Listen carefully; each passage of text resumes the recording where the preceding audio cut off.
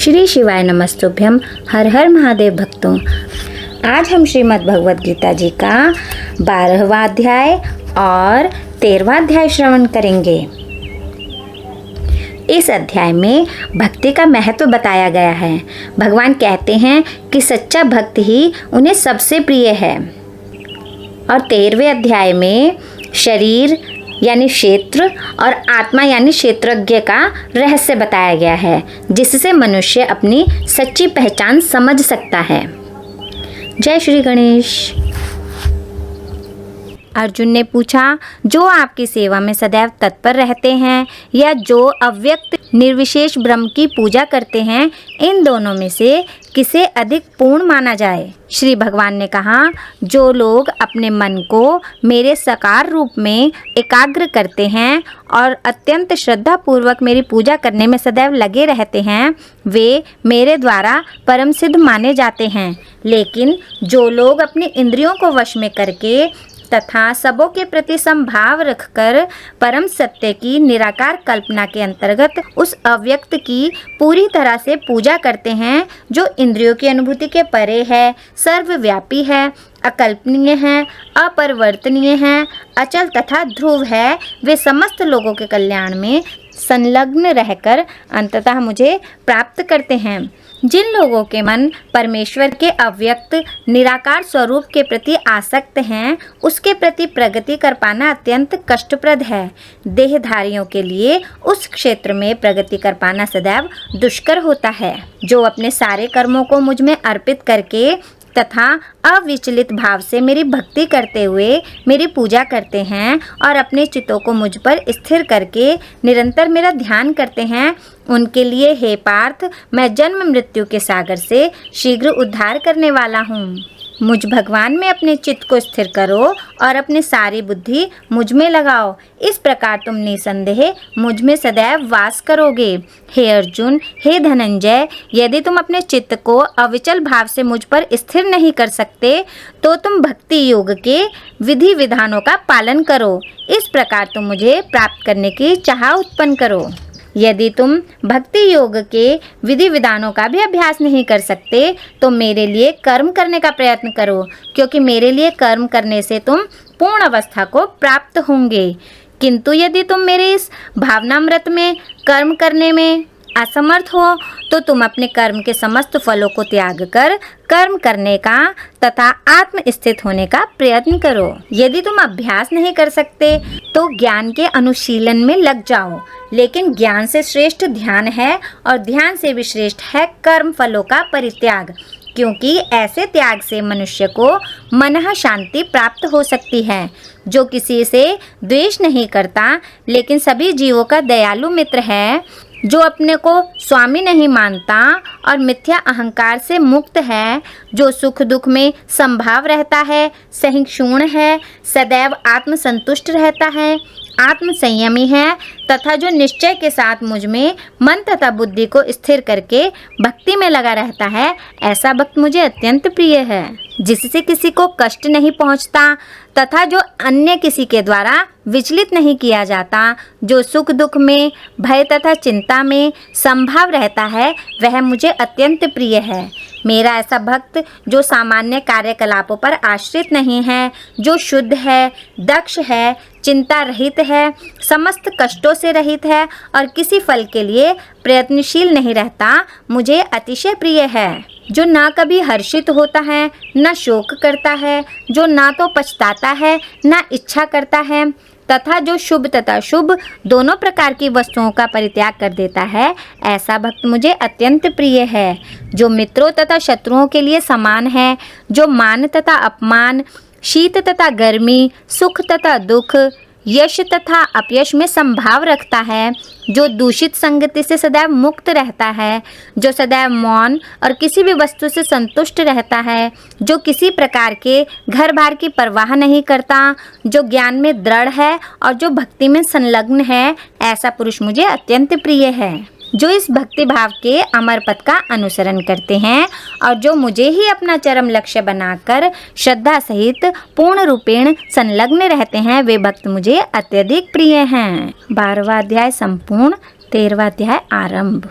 अर्जुन ने कहा, हे कृष्ण, मैं प्रकृति एवं पुरुष, क्षेत्र एवं क्षेत्रज्ञ तथा ज्ञान एवं ज्ञेय के विषय में जानने का इच्छुक हूँ। श्री भगवान ने कहा, हे कुंती पुत्र, यह शरीर क्षेत्र कहलाता है और इस क्षेत्र को जानने वाला क्षेत्रज्ञ है। हे भरतवंशी, तुम्हें ज्ञात होना चाहिए कि मैं भी समस्त शरीरों में ज्ञाता भी हूँ और इस शरीर तथा इसके ज्ञाता को जान लेना ज्ञान कहलाता है, ऐसा मेरा मत है। अब तुम मुझसे यह सब संक्षेप में सुनो कि कर्म क्षेत्र क्या है, यह किस प्रकार बना है, इसमें क्या परिवर्तन होते हैं, यह कहाँ से उत्पन्न होता है, इस कर्म क्षेत्र को जानने वाला कौन है और उसके क्या प्रभाव हैं। विभिन्न वैदिक ग्रंथों में विभिन्न ऋषियों ने कार्यकलापों के क्षेत्र तथा उन कार्यकलापों के ज्ञाता के ज्ञान का वर्णन किया है। इसे विशेष रूप से वेदांत सूत्र में कार्यकरण के समस्त तर्क समेत प्रस्तुत किया गया है। पंच महाभूत, अहंकार, बुद्धि, अव्यक्त, तीनों गुणों की अप्रकट अवस्था, 10 इंद्रियां तथा मन, 5 इंद्रिय विषय, इच्छा, द्वेष, सुख दुख, संघात, जीवन के लक्षण तथा धैर्य, इन सबको संक्षेप में कर्म का क्षेत्र तथा उसकी अंतःक्रिया कहा जाता है। विनम्रता, दंभहीनता, अहिंसा, सहिष्णुता, सरलता, प्राथमिक गुरु के पास जाना, पवित्रता, स्थिरता, आत्मसंयम, इंद्रिय तृप्ति के विषयों का परित्याग, अहंकार का अभाव, जन्म मृत्यु, वृद्धावस्था तथा रोग के दोषों की अनुभूति, वैराग्य, संतान, स्त्री, घर तथा अन्य वस्तुओं की ममता से मुक्ति, अच्छी तथा बुरी घटनाओं के प्रति संभाव, मेरे प्रति निरंतर अनन्य भक्ति, एकांत स्थान में रहने की इच्छा, जन समूह से विलगाव, आत्म साक्षात्कार की महत्ता को स्वीकारना तथा परम सत्य की दार्शनिक खोज, इन सब को मैं ज्ञान घोषित करता हूँ और इनके अतिरिक्त जो भी है वह सब अज्ञान है। अब मैं तुम्हें जानने योग्य जो विषय है वो बताता हूँ, जिसे सुनकर तुम नित्य ब्रह्म का आस्वादन कर सकोगे। यह ब्रह्म या आत्मा जो अनादि है और मेरे अधीन है, इस भौतिक जगत के कार्य कारण से परे स्थित है। उनके हाथ, पाँव, आँखें, सिर तथा मुंह तथा उनके कान सर्वत्र हैं। इस प्रकार परमात्मा सभी वस्तुओं में व्याप्त होकर अव्यवस्थित है। परमात्मा समस्त इंद्रियों के मूल स्तोत्र हैं, फिर भी वे इंद्रियों से रहित हैं। वे समस्त जीवों के पालनकर्ता होकर भी अनासक्त हैं। वे प्रकृति के गुणों से परे हैं, फिर भी वे भौतिक प्रकृति के समस्त गुणों के स्वामी हैं। परम सत्य जड़ तथा जंगम समस्त जीवों के बाहर तथा भीतर स्थित है। सूक्ष्म होने के कारण वे भौतिक इंद्रियों के द्वारा जानने या देखने से परे हैं। यद्यपि वे अत्यंत दूर रहते हैं, किंतु हम सबों के निकट भी हैं। यद्यपि परमात्मा समस्त जीवों के मध्य विभाजित प्रतीत होता है, लेकिन वह कभी भी विभाजित नहीं है। वह एक रूप में स्थित है। यद्यपि वह प्रत्येक जीव का पालन करता है, लेकिन यह समझना चाहिए कि वह सबों का संहार करता है और सबों को जन्म देता है। वे समस्त प्रकाशमान वस्तुओं के प्रकाश स्रोत हैं। वे भौतिक अहंकार से परे हैं और अगोचर हैं। वे ज्ञान हैं, जानने योग्य हैं और ज्ञान के लक्ष्य हैं। वे सबके हृदय में स्थित हैं। इस प्रकार मैंने कर्म क्षेत्र, ज्ञान तथा जानने योग्य जो भी है संक्षेप में वर्णन किया है।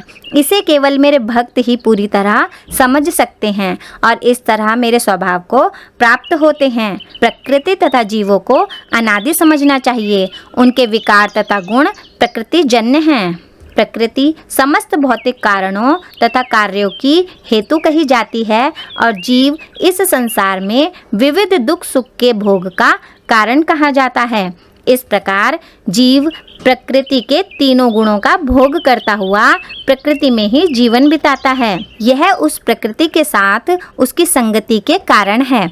इस तरह उसे उत्तम तथा अधम योनियां मिलती रहती हैं, तो भी इस शरीर में अन्य दिव्य भोक्ता है जो ईश्वर है, परम स्वामी है और साक्षी तथा अनुमति देने वाले के रूप में विद्यमान है और जो परमात्मा कहलाता है।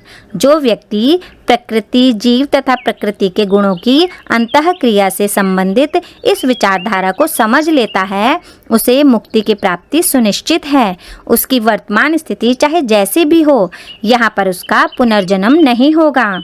कुछ लोग परमात्मा को ध्यान के द्वारा अपने भीतर देखते हैं, तो दूसरे लोग ज्ञान के अनुशीलन द्वारा, और कुछ ऐसे हैं जो निष्काम कर्मयोग द्वारा देखते हैं। ऐसे भी लोग हैं जो यद्यपि आध्यात्मिक ज्ञान से अवगत नहीं होते, पर अन्यों से परम पुरुष के विषय में सुनकर उनकी पूजा करने लगते हैं।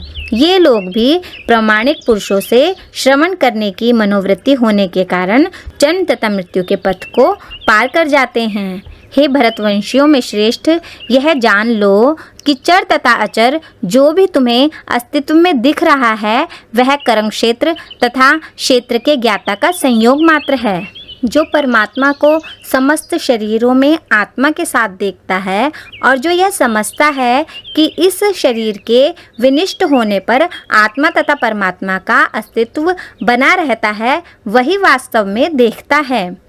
जो व्यक्ति परमात्मा को सर्वत्र तथा प्रत्येक जीव में समान रूप से वर्तमान देखता है, वह अपने मन के द्वारा अपने आप को भ्रष्ट नहीं करता।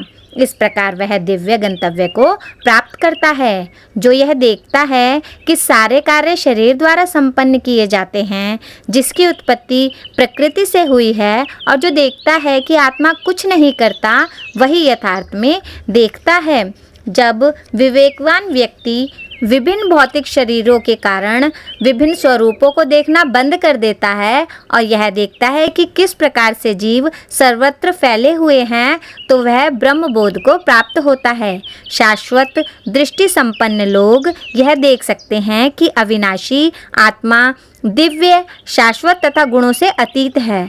हे अर्जुन, भौतिक शरीर के साथ संपर्क होते हुए भी आत्मा न तो कुछ करता है और न लिप्त होता है। यद्यपि आकाश सर्वव्यापी है, किंतु अपनी सूक्ष्म प्रकृति के कारण किसी वस्तु से लिप्त नहीं होता। इसी तरह ब्रह्म दृष्टि में स्थित आत्मा शरीर में स्थित रहते हुए भी शरीर से लिप्त नहीं होता। हे भरतपुत्र, जिस प्रकार सूर्य अकेले सारे ब्रह्मांड को प्रकाशित करता है, उसी प्रकार शरीर के भीतर स्थित एक आत्मा सारे शरीर को चेतना से प्रकाशित करता है। जो लोग ज्ञान के चक्षुओं से शरीर तथा शरीर के ज्ञाता के अंतर को देखते हैं और भवबंधन से मुक्ति की विधि को भी जानते हैं, उन्हें परम लक्ष्य प्राप्त होता है। इस प्रकार 13वां अध्याय संपूर्ण हुआ। ओम कृष्णाय वासुदेवाय हरये परमात्मने प्रणतः क्लेशनाशाय गोविंदाय नमो नमः। श्री शिवाय नमस्तुभ्यं। हर हर महादेव भक्तों।